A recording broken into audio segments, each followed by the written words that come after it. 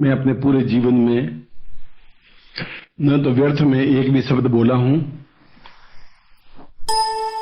और यथासंभव न असत्य बोला हूं। और जीवन की एक और गर्व है मुझे कि मैं वही साधनाएं करवाई हैं अपने साधकों को पिछले 50 वर्षों से, चाहे वो सन्यासी हों चाहे वो गृहस्थ हों। और सन्यासी और गृहस्थ में कोई अंतर नहीं होता, तुम्हारे मानस में अंतर है, क्योंकि मैं तो सन्यासी जीवन भी जिया है और गृहस्थ जीवन भी जी रहा हूं। मैं एक आपको, हालांकि इससे संबंधित नहीं है, मगर एक उदाहरण दूं सन्यासी और गृहस्थ का। यहां सुप्रीम कोर्ट के एक जज थे जो 1.5 साल बाद रिटायर्ड होने वाले थे, और रिटायर्ड होने के बाद में उनको राजकीय कानून नियमों के अनुसार मुफ्त टेलीफोन मिलता है, गाड़ी मिलती है, पेट्रोल फ्री मिलता है और एक फ्लैट मिलता है। यहाँ जब नौकरी पूरी कर लेते हैं, जो सुप्रीम कोर्ट के जज होते हैं या राष्ट्रपति होते हैं या प्रधानमंत्री होते हैं, मैं उनकी बात कर रहा हूँ।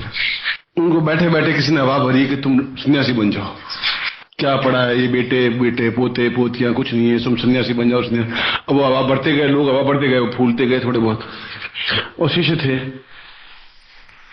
ये मैं अभी 4-6 महीने पहले क्या किस्सा सुना, बहुत पुराना किस्सा नहीं सुना रहा। तो मुझे उन्होंने 5-7 बार कह दिया, गुरुदेव अब मेरा मन नहीं लगता है यहाँ, ये पत्नी बहुत कर्कशा है और 40 साल से जीवन जी लिया इसके साथ में, अब या तो मरूं या क्या करूं। तुम तो खुद फांसी की सजा देते हो लोगों को और तुम खुद मर रहे हो, दो काम एक साथ नहीं चल सकते। तो मैं संन्यास लूंगा। मैं तुम संन्यास मत लो, मैं संन्यास ले चुका हूं और संन्यास में ऐसी कोई बहुत बड़ी बात नहीं है। क्या करोगे? इस झंझटों से मुक्त हो जाऊंगा, कोई चिंता न कोई फिक्र, बस निश्चिंत निर्भीक। मेरा ये पोथियों में पड़ा है, हकीकत में तुमने संन्यास जीवन देखा नहीं। और मेरी सलाह है 1.5 साल और नौकरी कर ले, जो इतनी कर लिए 1.5 साल और कर ले, तो संन्यास हो जाना। हवा भरा हुआ आदमी एकदम से खाली होता नहीं, उसको गुरु की आज्ञा वाज्ञा को समझ में आती नहीं, कम आती है। उसने कहा बस आप मुझे संन्यास दीक्षा दे दीजिए। मैं संन्यास दीक्षा तो दूंगा नहीं, मगर मैं आपका असम्मान भी नहीं करूंगा, संन्यास नाम दे देता हूं बस। उनको संन्यास नाम दे दिया, जैसे हमारा नाम राम लाल है, कृष्ण लाल है, तो सन्यासी का नाम अमृतानंद है, प्रेमानंद है, विशुद्धानंद है, चिंतानंद है, ऐसा है। वो घर गए साहब, इस्तीफा लिख करके भेज दिया, लोगों ने मना कर किया। उसके बाद भगवे कपड़े पहन लिए और भगवे कपड़े पहन करके और वृंदावन जाकर के बैठ गए। बांके बिहारी जी का मंदिर है, वृंदावन में सबसे बड़ा मंदिर बांके बिहारी जी का है। बाहर बैठे गए और उन्होंने बड़ी निश्चिंतता अनुभव की कि अब कोई न पत्नी लड़ाई झगड़ा कर सकती है, न समस्या है, बेटियों की शादियां कर दी, बस अभी रोज झंझटबाजी मुक्त, संन्यास, निर्भय, निश्चिंत। वहां के जो पुजारी होते हैं हर एक मंदिर के, वो देखते रहते हैं कि मोटा मुर्गा कौन सा है। ये जो बाहर जितने लोग आए हैं, कोई मुर्गी है तो आग लगाते नहीं है, मोटा मुर्गा तो फिर तक को मार देते हैं कि ये ठीक है, ये बिल्कुल इसको पकड़ो।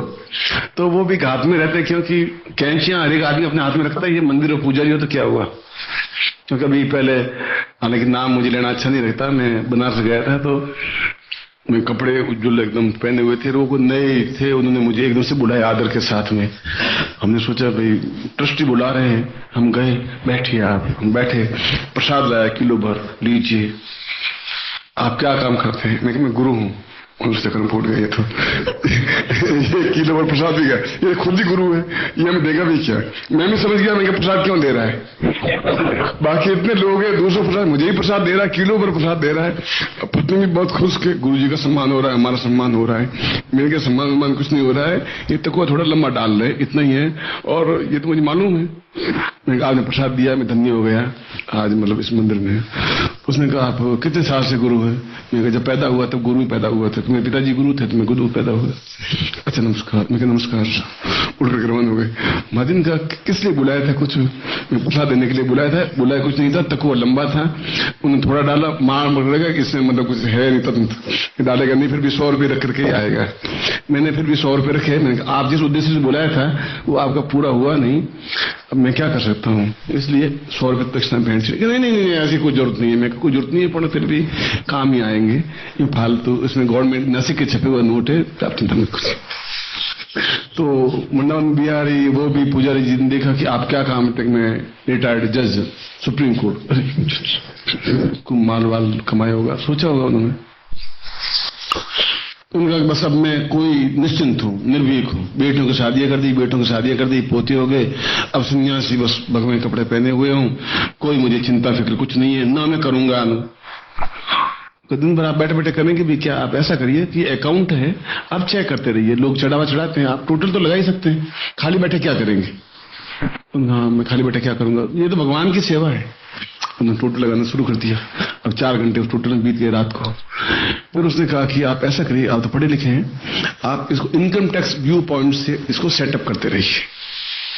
उसने कहा चलो ये कर लेते हैं, इनकम टैक्स पॉइंट से उसको व्यू करते रहे। उनका इनकम टैक्स की पेशी है, वो आगरा लगता है उनका, आगरा जाकर इनकम टैक्स की पेशी अटेंड कर लीजिए। आप तो, ये भगवान का काम है, मेरा तो काम है नहीं। अब वो जज साहब गए, वहां जाकर पेशी अटेंड की। अब कहाँ जज जो सर मीलोड कहते थे, वो उनको मीलोड करने लगे। अब उनके दिन के 9 घंटे उसमें फंस गए, रात के 5 घंटे टोटल में फंस गए, 14 घंटे का ड्यूटी हो गई। 3-4 महीने बाद आए, उसने गुरुजी मैं तो बहुत फंस गया। क्यों?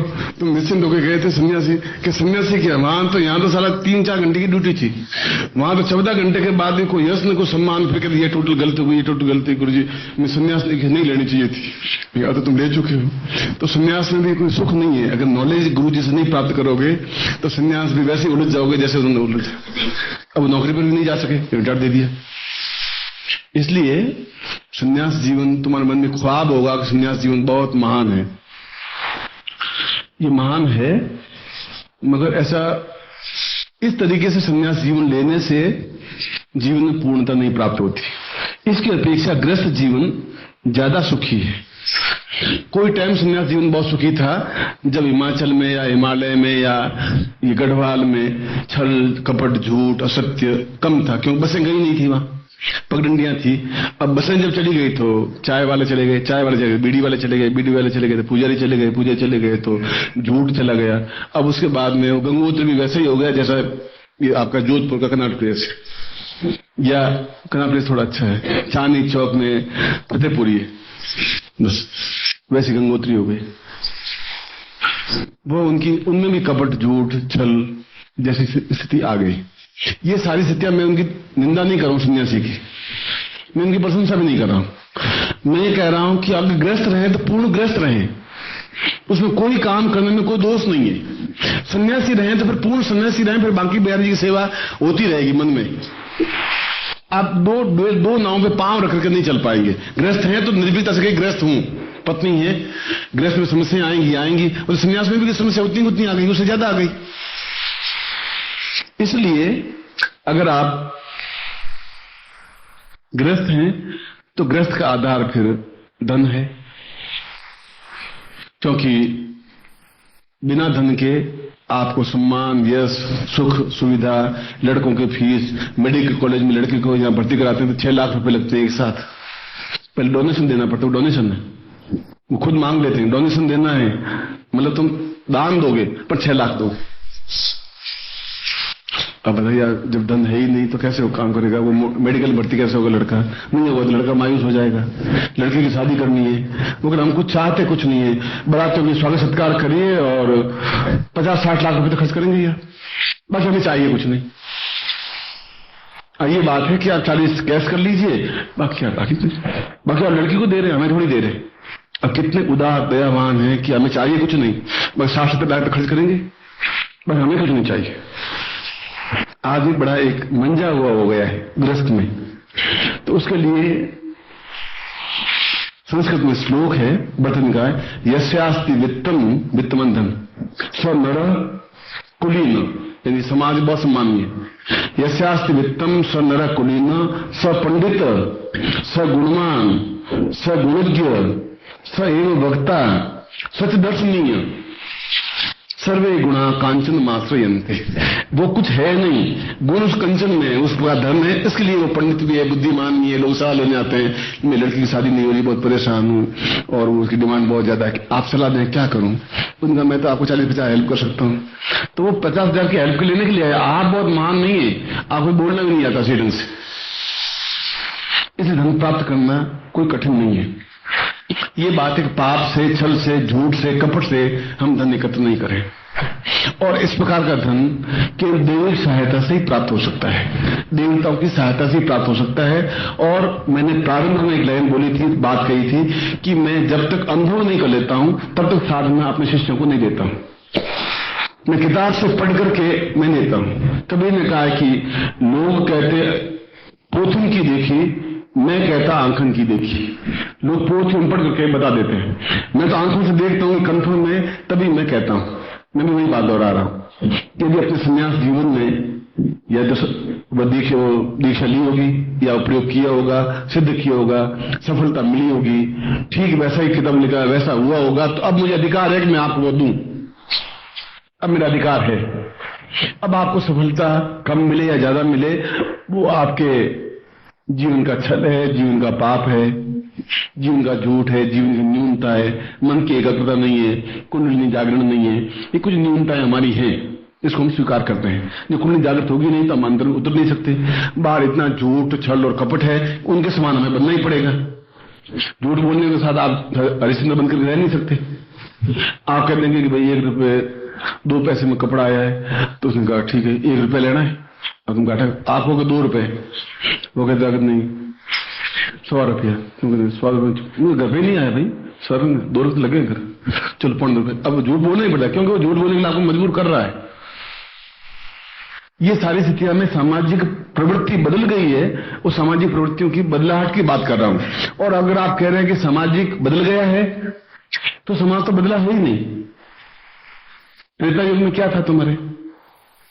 कैकेयी लड़ती थी अपने पति से, दशरथ पत्नी के मोह में फंसा हुआ था, जवान बेटे को वनवास दे दिया, राजघर से निकाल दिया, उस राजकुमारी को नंगे पांव उस राज के साथ सीता को भेज दिया। ये लड़ाई झगड़े उसमें भी चल रहे थे, ये द्वापर में भी चल रहे थे। 2 भाई कौरव पांडव दोनों आपस में लड़ रहे थे, आज भी लड़ रहे हैं।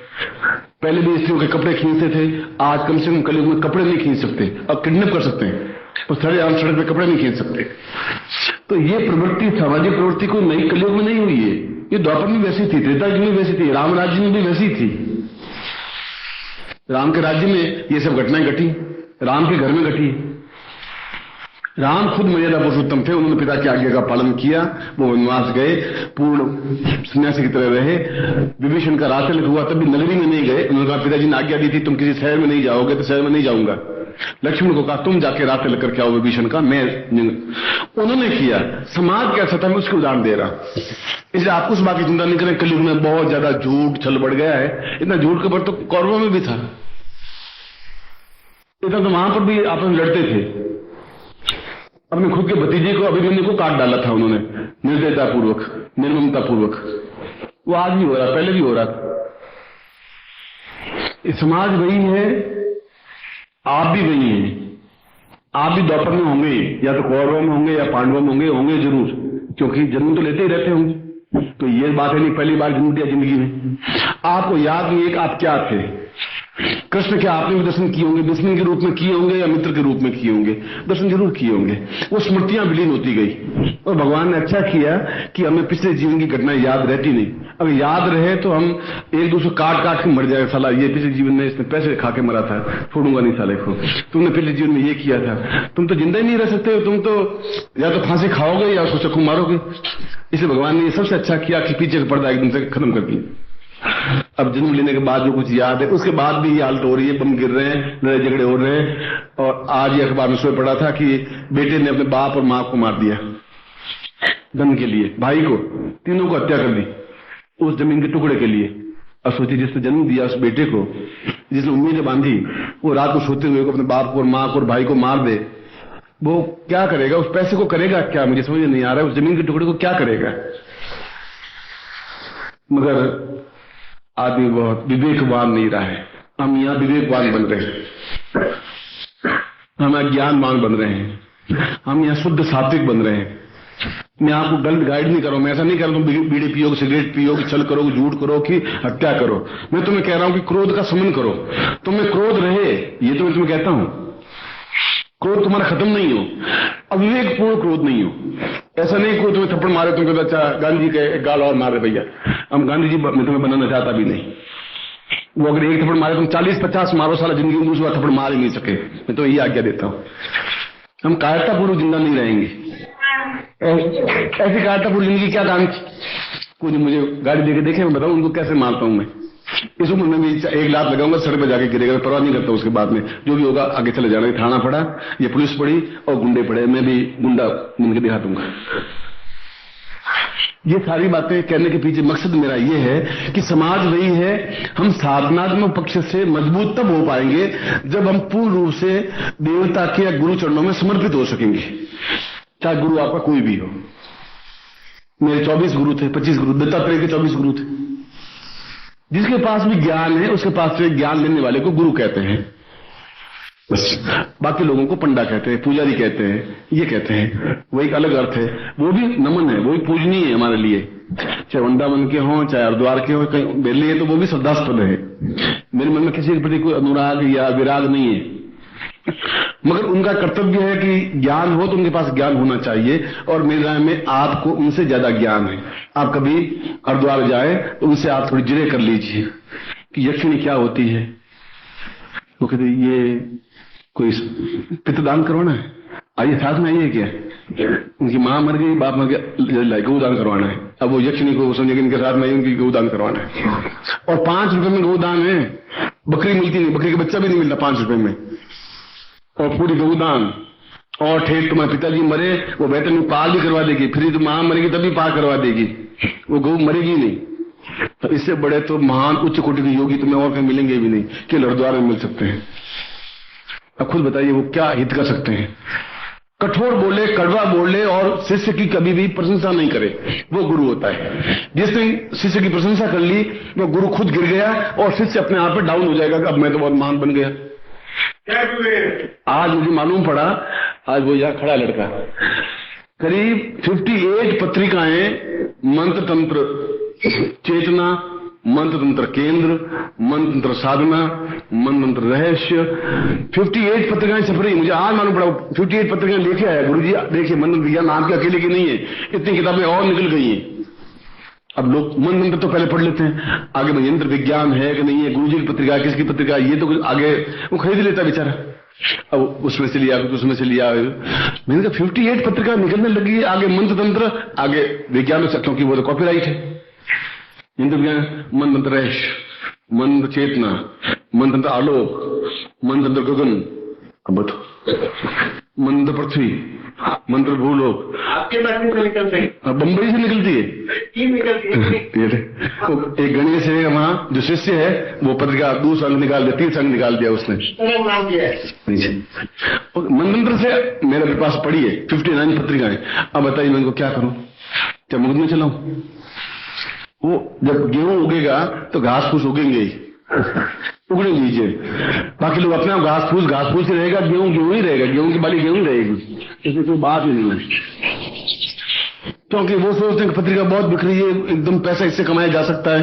अब मैंने उनको उसमें से आधा लेख लिया, आधा उसमें से लेख लिया, और मंत्र चेतना निकाल, तुम भी निकाल दो पत्रिका, तुम तकलीफ क्या है? 2 अंक निकाल दो, 3 अंक निकाल दो, 5 अंक। मुंबई मुझे एक मालूम था और 3 पत्रिका उसने बता दी।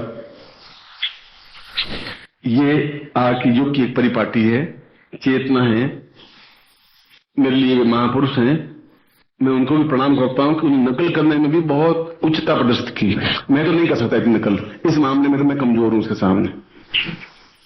इतनी सफाई से मंत्र वही रखना है, बड़े बड़े अक्षर, बाकी छोटे अक्षर लिख दिया चेतना, उसका वो चेतना दिखाई दे नहीं, वो 8 पॉइंट में लिखा हुआ, मंत्र बड़े अक्षर लिख दिए। लोगों सोचा भाई गुरु जी की पत्रिका होगी, खरीद लेते बेचारे। फिर हम पढ़ते हैं तो कर्म फोड़ते हैं, साला ये तो सब दूसरी कैसे आ गई, ये क्या हो गया, ये गुरु जी ने ऐसा कैसे कर दिया, ऐसा है। इसलिए उन शिष्यों का भी ड्यूटी है कि इस प्रकार के पाखंड को दूर करें। केवल गुरु जी नहीं कर सकते, उनके शिष्य भी उस पाखंड को दूर करने में सहायता करें। आप पत्रिका खरीदिए, मुझे आपत्ति नहीं है, उनका भी पेट भरना चाहिए, मैं उसको भी नहीं रोक रहा हूं। मगर नकली होगी, वो असली चीज नहीं हो सकती। कोई चीज खरीदने जाते हैं तो पूछते दिल्ली मेड है कि क्या है, कि दिल्ली मेड, तो 2 मिनट दिखता है असल दिल्ली मेड पत्रिका कोई चीज। ऐसा क्यों है? ऐसी स्थिति बना दी गई। इसलिए गुप्त धन प्राप्ति का मतलब ये होता है कि कोई जमीन में से धन निकले उसको गुप्त धन नहीं कहते हैं। अनायास धन प्राप्ति हो उसको गुप्त धन कहते हैं। जो आपने परिश्रम नहीं किया और आपको प्राप्त हुआ हो, जिसमें आपने चोरी नहीं की, झूठ नहीं किया, छल नहीं किया, कपट नहीं किया, लॉटरी से निकल गया, या आपके पुराने कोई पैसा बकाया था जिसको आपने डूबा वो समझ लिया वो निकल गया, या व्यापार बढ़ने लग गया, या आपको माइंड में नया थिंकिंग आया कि ये भी व्यापार में शुरू कर दूं, या जमीन से धन मिल गया, या और किसी तरीके से मिल गया, या आपकी चाची बुढ़िया थी, पास धन था, न खाया न खाने दिया और मर गई और आपके नाम भी लिख के चली गई। ऐसा मेरा एक किसी अमेरिका में गया, अब उसके पास पैसा नहीं था, तो एक वहां विधवा थी, उसके पास $32 लाख थे। उसने उसके यहाँ पेइंग गेस्ट, मतलब पेइंग गेस्ट कहते हैं कि पैसा वैसे नहीं देना पड़ता, वो गेस्ट की तरह रहता है अमेरिका में सिस्टम है। अब वो रोज मन जाओ करे कि बुढ़िया जल्दी मर जाए, बुढ़िया जल्दी मर जाए, बुढ़िया जल्दी मर जाए, बुढ़िया जल्दी मर जाए, ओम ब्रह्मता नाना गुरु ना बुढ़िया जल्दी मर जाए, ओम तो नाना गुरु ना बुढ़िया जल्दी मर जाए। मुझे ऐसे गुरु जी बुढ़िया का नाम ये मरेगी कब? मैं क्यों कि गुरु जी $32 लाख हैं और मैं गोद गया हूं उसके। अब वो मरे तो वसीयत लिख दिया है, पर लिख दिया कि मेरी मृत्यु के बाद इसको मिले, तो आप कुछ करिए। भाई ये मान प्रयोग तो मुझे आता नहीं, ये तुम करता नहीं, तो तुम क्या कर रहा है? मैं परंतु नाना बुढ़िया जल्दी मर जाए और उसका नाम बोल के करता हूँ। भाई तू जाने तेरा काम जाने, इस काम को मुझे ये मेरे का वेद मंत्र में आया हुआ है नहीं। फिर 2 साल में मर गई, 2-3 साल में मर गई, ऑटोमेटिक मर गई। उसमें 78 साल की थी, तब 32 लाख अपने आप, वो भी गुप्त धन है। तुम भी ढूंढ लो कुछ ऐसा हो। मैं तो मना करता नहीं, तुम ढूंढ सकते हो, पर इसको भी गुप्त धन की परिभाषा दे रहा हूं। फिर आगे लिखा है धंधा यक्षिणी साधना शिविर। यक्षिणी आपको मन में डर है, भूत प्रेत ये बहुत डरावने हैं, आपके मन में कॉम्प्लेक्स पैदा कर दिया गया, मान है और किसी ने नहीं किया है। अरे तो रोएगा तो भूत आ जाएगा, और तुम्हारे मन में जम गया कि बस भूत आ जाएगा, भूत बहुत डरावना होता है। तुम्हारी मां ने तुम्हारे हृदय में वो डर पैदा कर दिया है, और मां के हृदय में उसकी मां ने डर पैदा कर दिया था। इस मां की भी गलती है नहीं। अब मालूम नेपोलियन कैसे मरा? नेपोलियन ने आधे से ज्यादा संसार को जीत लिया, मगर उसके सेल्यूकस एक व्यक्ति था, उसको मालूम था कि बिल्ली से बहुत डरता है और किसी नहीं डरता। 100 शत्रुओं को प्रहार कर देगा, मार देगा तलवार से, पर बिल्ली को देखते हाथ पांव हिलने लग जाते हैं, तलवार हाथ से छूट जाती है, घोड़े से नीचे गिर जाता है। जब रशिया फतेह करने गया, रूस को फतेह करने गया, तो वहां के व्यक्ति को जो उसका शत्रु था उसको मालूम था, क्योंकि बचपन में एक बार बिल्ली उसके सीने पर बैठ गई थी, और बैठती वो दहशत के मारे मान बिल्ली तो हटा दी, पर उसके मन में जम गया कि ये बिल्ली से मर जाऊंगा मैं, अब 24 घंटे से मायने बिल्ली से मर जाऊंगा। ऐसा एक कॉम्प्लेक्स पैदा हो गया। उसने 200 बिल्लियां रस्सी से बांध करके आगे बिल्लियां चल रही, पीछे सीने चल रहा है, और उसके हाथ से तलवार गिर गई और बंदी बन गया, और हेलेना में वो बंदी रहा, नेपोलियन बोनापार्ट। और 16 साल तक वो कैदी जीवन बिता रहा, एक बार भी तलवार नहीं चली, केवल 200 बिल्लियों को देख करके उसके हाथ पांव फूल के गिर गए। इसे आपके मन में जम गया, भूत बहुत खराब है, प्रेत बहुत खराब है, पिशाच बहुत खराब है, अब वो निकल नहीं पा रहा है। वो भी वैसे ही है जैसे एक बनिया है, एक अग्रवाल है, एक गर्ग है, एक ब्राह्मण है, एक ब्राह्मण में उपब्राह्मण है, एक क्षत्रिय है, एक वैश्य है, एक शूद्र है, एक भूत है, एक प्रेत है, पिशाच है। वो भी योनियां है, जैसे हमारी योनियां होती हैं वैसे ही है, मगर हमसे वो ज्यादा रिलायबल है, हमसे ज्यादा विश्वास पात्र है। हम तो फिर भी धोखा दे सकते हैं, हमें धोखा नहीं दे सकते। उनकी योनि है, उस योनि को जब पाकर वापिस जन्म ले लेंगे। वो यक्षिणी और अप्सरा वैसी ही एक योनि है। यक्षिणी भी ऐसी योनि है जो धन दे सकती है, जो प्रेमिका के रूप में भी रह सकती है, पत्नी के रूप में भी रह सकती है, सलाहकार के रूप में भी रह सकती है, मार्गदर्शक के रूप में भी रह सकती है, और आपकी पत्नी का कोई हक नहीं छीनती। आप 8 फेरे आपके साथ नहीं खाती बस, इसलिए पत्नी को चिंता करने की जरूरत नहीं करे। निद्रा साधना, यक्षिणी साधना कर दी, तब गड़बड़ोगी सारी। आपके साथ प्रेम कर सकते हैं, और प्रेम करना कोई गुनाह है नहीं। मैं तो खुद प्रेम करता हूं, मैं कह रहा हूं प्रेम कर रहा हूं, आपसे भी करता हूं। अब गुनाह है तो पत्नी जाने उसकी मत। मैं यक्षिणी से भी प्रेम करता हूं। हाँ, वास्तव मेरे आंख में आ जाएगी तो उस दिन भगवान मुझे जो सजा दे वो दे, वासना में आंखों नहीं आनी चाहिए। प्रेम करना, कोई प्रेम ही नहीं होगा फिर पृथ्वी में रहेगा क्या? क्रोध रहेगा, लड़े झगड़े रहेंगे। इसलिए ये साधना प्रेम में साधना है। और यक्षिणी सिद्ध होना अपने आप में उसके माध्यम से सब कुछ प्राप्त करना होता है, और उसके पास बहुत कुछ है इसलिए वो दे सकती है, और उनसे लेने में कोई दोष नहीं। मैं अगर 1 करोड़पति लड़की से प्रेम करूं तो मेरे पास 10-20 ड्रेस अपने आप आ जाएगी, मुझे मांगने की जरूरत नहीं। कहते हैं आज मूड बहुत ऑफ है, और पंजाबी सूट शायद बहुत अच्छा होता है, नहीं? वो साहब पंजाबी सूट लाके बैंड करती, फिर उसको कहेंगे कि मैं अब अंगूठी नहीं पहनूंगा, ये निश्चय कर लिया, अंगूठी मुझे गोल्ड की अंगूठी पहननी ही नहीं है, बस वो शाम को अंगूठी लाके भेंट कर देगी। क्यों? प्रेम करती। आपको कुछ कहने की जरूरत नहीं है। ठीक उसी प्रकार से पुरुष भी, अब उसमें लेन देन में व्यापार नहीं है, एक अटैचमेंट है। आप उसमें जब भी वासना जो ही आप में आई, बनियागिरी आई, व्यापार आया कि मुझे छीनना है, इसे कुछ पैसा लेना है, इसको धोखा देना है, वही गड़बड़ पैदा हो जाती है। इसलिए इनके पास ये सब, उस करोड़पति लड़की के पास सब कुछ है, सोने का अंगूठी दे देगी। इस यक्षिणी के पास सब कुछ है जो हमारे पास नहीं है, क्योंकि हम ग्रस्त हैं। हम धन, यश, मान, पद, प्रतिष्ठा, ऐश्वर्य चाहिए, वह ये दे सकती है, इसलिए उसकी साधना करते हैं। उस साधना करने में कोई दोष नहीं है, उससे आपका ग्रस्त जीवन बिगड़ नहीं सकता, ग्रस्त में व्याघात उत्पन्न नहीं हो सकता, आपके जीवन में कोई असुविधा पैदा नहीं हो सकती, आपको तकलीफ नहीं आ सकती, उल्टे आप ज्यादा यौवनवान बन सकते हैं। प्रेम करने वाला बुढ़ा नहीं हो सकता, ये आपका चैलेंज लिखा हुआ समझ लो। बुढ़ा वो होता है जो प्रेम करना नहीं जानता। चाहे अपने पोते से आप प्रेम करना सीखिए या प्रकृति से प्रेम करना सीखिए। गुलाब के फूल को देख के कभी थोड़ा खुश होइए, कितना सुंदर मुस्कुरा रहा है। आपने तो तोड़ा और कोर्ट के कॉलम टांग दिया, या बस खत्म। अब उस बेचारा झूम रहा था डाली पर, आपने उसकी गर्दन तोड़ी और सीधा लटका दिया यहाँ। ये प्रेम करना नहीं हुआ, ये तो हत्या हो गई उसकी, गुलाब की। आप ऐसा करते हैं। कभी देखिए तो सुबह चिड़िया चहकती हैं, उनका संगीत सुनिए तो सही, कितना चहचहाट है। कभी ऐसा जिंदगी में आपका काम पड़ा नहीं, क्योंकि आपने कभी प्रेम किया ही नहीं। 9 बजे उठे, स्नान किया, पैंट पहनी, ऑफिस, बस खत्म, या दुकान पर। प्रेम करना सीखिए। और पतंजलि ने कहा है कि पेड़ों से बात करना सीखिए, पौधों से बात करना सीखिए, पुष्प से बात करना चाहिए, गुलाब के फूल से बात करना सीखिए। ये सीखिए। जब वो सीखेंगे तो फिर गुरु से बात करना भी सीख जाएंगे, चाहे 1000 मील दूर हो तो भी बात करना सीख जाएंगे आप। वो अंतर्मन से बातचीत होगी, वो अंतर्मन से बातचीत आप बोल करेंगे, मैं अपना सुनूंगा ही सुनूंगा। और यक्षिणी के माध्यम से भी आपकी मेरी बातचीत हो सकती है।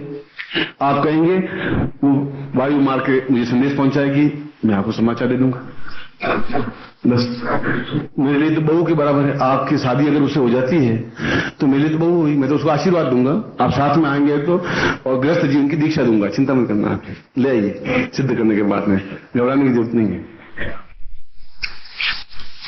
इसलिए मैंने लिखा है, यक्ष वह विशेष जाति है जो अपने आप में धन, ऐश्वर्य और संपन्नता का अधिपति होता है।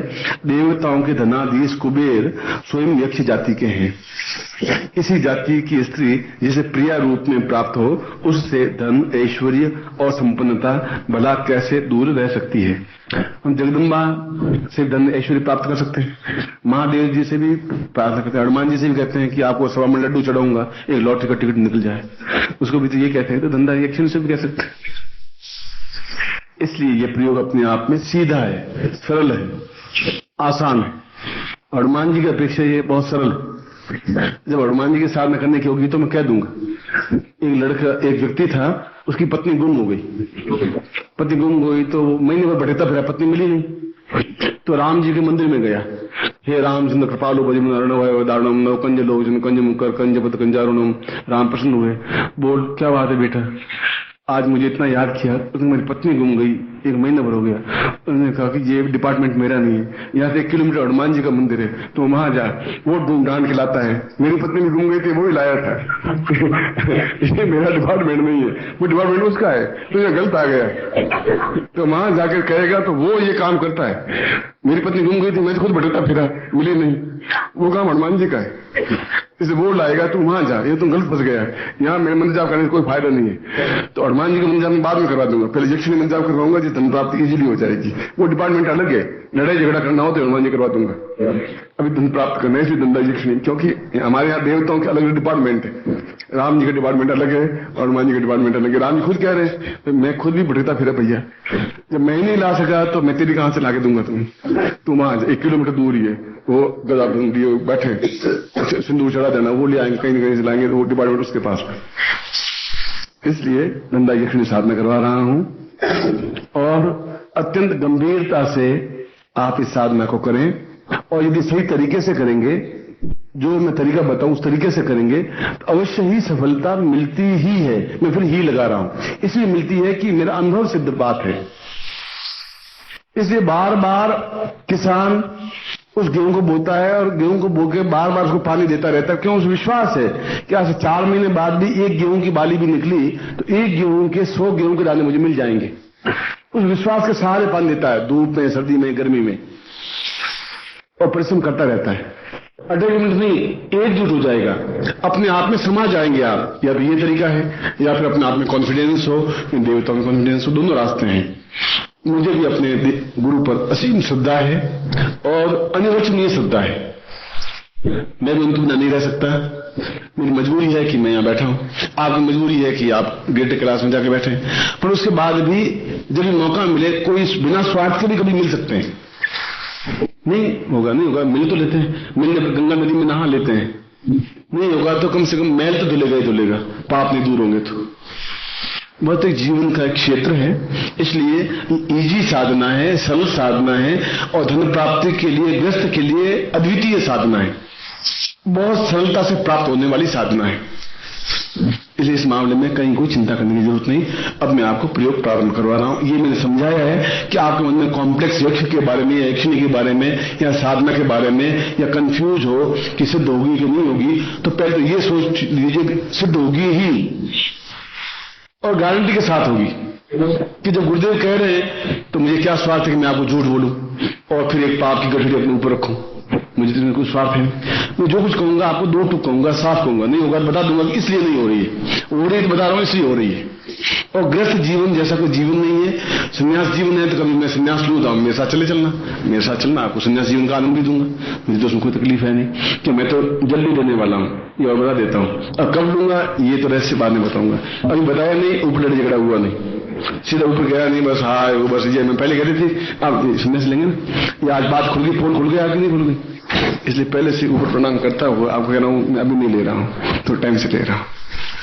क्योंकि गृहस्थ जीवन में सबसे श्रेष्ठ मंत्र ये है कि जो पत्नी कहती रहे आप हाँ भरते रहिए, करिए मन की, जो कहेगा अच्छा, बाहर ले जाओगे अच्छा, जल्दी आ जाना तो अच्छा, तुम एक पैसा भी खर्च नहीं करोगे अच्छा, बीड़ी मत पीना तो अच्छा। अब लड़ाई झगड़ा होगी कहां से, तुम हाँ भरते रहोगे, लड़ाई कहां से करेगी वो, तुम मना करोगे तो लड़ाई होगी, करते रहिए, मैंने बाहर जाके बीड़ी क्या पूरा बंडल फूंक लेना, बस घर में आप हाँ हाँ करते रहना, बस ये सीधा मंत्र है गृहस्थ में। मैं तो ऐसे ही करता हूँ, मुझे कहते हैं कि आप जल्दी ऊपर आ जाना, ज्यादा लेट करते हो, आज नहीं लेट नहीं कर, तुम शिष्यों के बीच में भूल जाते हो, भूलने का सवाल नहीं, 4-7 फेरे का है, कैसे भूल सकता हूँ, घर में लाके बिठाया, सवाल ही नहीं, और पूरा ध्यान रखना पूरा दिन। अब लड़ाई कहां से, लड़ाई हो नहीं सकती, हमारे घर में 50 साल से लड़ाई नहीं हुई, हाँ उसकी लड़ाई कैसे होती है, पड़ोस में जाके देख लेते हैं, उस पड़ोस से कहते हैं कि आज आपकी वाइफ 2 घंटे के लिए कहीं बाहर गई थी, पता नहीं कहाँ गई थी, ध्यान नहीं पड़ा कहाँ गई थी, अब उसके मन में संशय चले कहीं मुझे बताया नहीं, अब वो पूछेगा कि तू दिन भर घर में थी, तो कि हाँ, अब देखा झूठ बोले नहीं बोली, बस एक चिंगारी आप छोड़ दीजिए, लड़ाई देखनी होती ये तरीका सीधा है, घर में लड़ाई पैदा मत करिए, वो मना करेगी तो वो कहे नहीं तुम गई थी, मैं नहीं गई, वो तुम जरूर कह देना, मुझे मालूम है साला, मैं सब ध्यान रखता हूँ, वो मैंने की सौगन खाती है, सौगन तो 1000 बार खाती है, गई तुम जरूर गई, अब उसमें वो तुम आप जाके देख आज लड़ाई कैसी होती है, मैं तो आपको सलाह दे रहा हूँ, कराइए मत, लड़ाई मत करवाइए, उनको भी प्रेम में रखिए, मैं तो बताया लड़ाई देखने की इच्छा हो तो तरीका ये है, घर में लड़ाई पैदा मत करिए। अब मैं आपको प्रयोग संपन्न करवा रहा, कल प्रयोग है मनोवांछित कामना सिद्धि प्रयोग, वो कल की बात, उसमें हमारे मन की कई कामना ऐसी होती हैं जो हम कह नहीं पाते, मेरे मन में ये कामना है कि मैं उस लड़की से प्रेम करता हूँ, वो मिल जाए मुझे। अब मैं गुरुजी से भी नहीं कह सकता, गुरुजी का साला इस बुढ़ापे में साला ये गड़बड़ी कर रहा है, मैं ऐसा करूँगा नहीं। अब वो काम भी नहीं हो सकता, करूँ क्या? पत्रिका में कोई छापा ही नहीं गुरुजी ने, इसलिए कल ये भी रख दिया, क्योंकि विश्वामित्र ने स्वयं ने प्रेम किया मेनका से, अप्सरा से। एक ऋषि अगर प्रेमिका से प्रेम कर सकता है तो हम भी कर सकते हैं। वो ऋषि है, सन्यासी है पूरा विश्वामित्र, और उसने साफ लिखा है हाँ प्रेम करता हूं। और फिर लड़की पैदा हुई जो कर्ण ऋषि के आश्रम में पली, तो उसमें कोई लंबी छोटी बात नहीं थी। मतलब जब हमारे पूर्वजों ने किया है तो हमें भी कहीं दोष नहीं है। वो कल की बात, कल आज की बात, यक्षिणी की साधना की बात।